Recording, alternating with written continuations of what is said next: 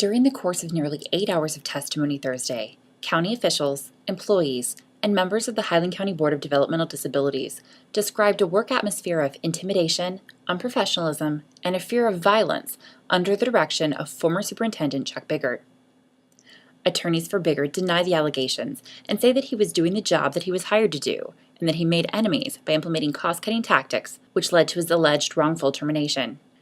The two-day hearing, conducted before a referee, was requested by Biggert after the board voted in October to terminate his contract after he allegedly failed to follow board directives.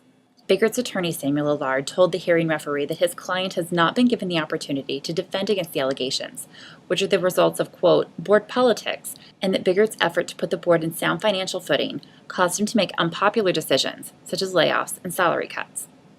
At no time did the board ever discipline Mr. Biggert, give him any written warnings, or indicated his performance was inappropriate at any time until his termination. Mr. Biggert's performance during his contract was exemplary as indicated by results and as indicated by the appraisals by the board itself. Highland County Prosecutor Annika Collins said that after communications with Biggert in June, she asked that all contact from the agency be with the Board of DD, which is the entity that she actually represents. And again, what was your purpose of saying that you would only like to communicate with the board? I didn't trust him. I didn't want, he was telling people that I was giving legal opinions about things that I was not giving legal opinions about. He was making decisions and basing those decisions on misrepresentations of me. He said that I had given him a legal opinion based on an email that was not true. He would not acknowledge that he had misrepresented me, and it made me very nervous.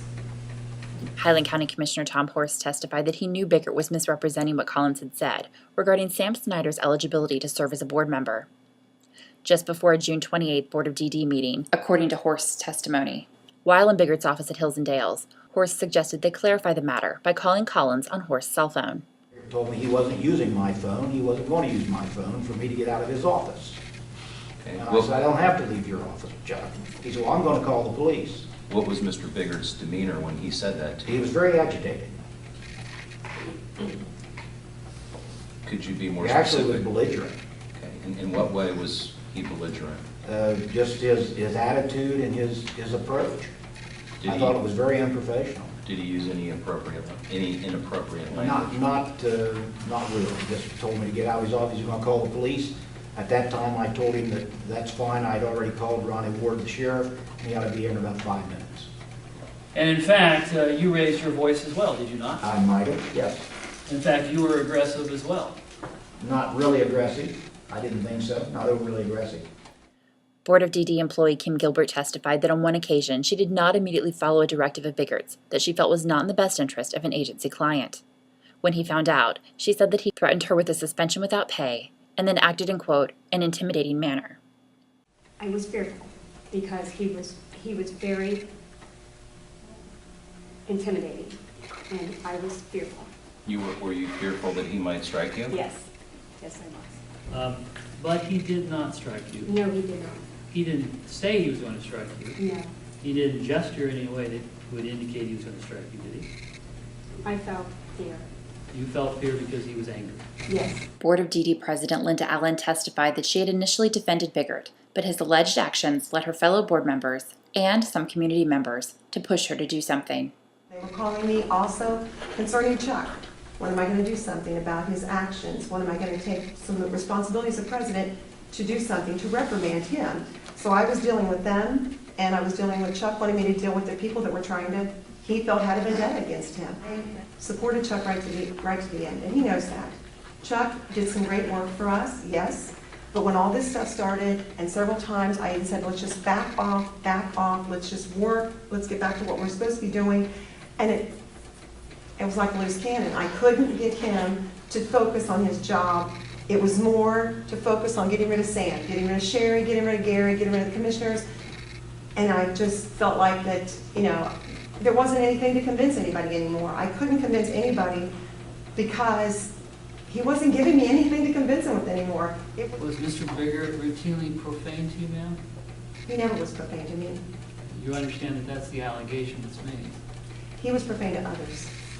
Were you present during those events? No, I was told by other elected officials, it's not just based on the profanity. I mean, if you're saying just because it's not the profanity, you can treat people badly and talk badly to them without cursing. Did he treat you badly there? Toward the end he did. He sent me an email where he pretty much told me that if I didn't do what he wanted to do, he was going to go to my employer. And if I didn't make the right choice at the board meeting, he was going to go to my employer and let them know.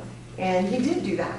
And he did send me that email. And that if I don't make the right choice at the meeting, I have it. And that he was going to go to my employer. And I thought, what has he got on me? He doesn't have anything on me. I mean, I'm a volunteer, you know?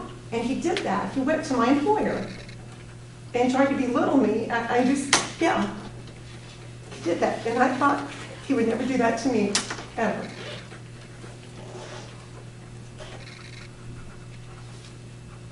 Being board president has been a stressful situation for you. I loved every minute of serving there. It's been stressful through this last year, yes.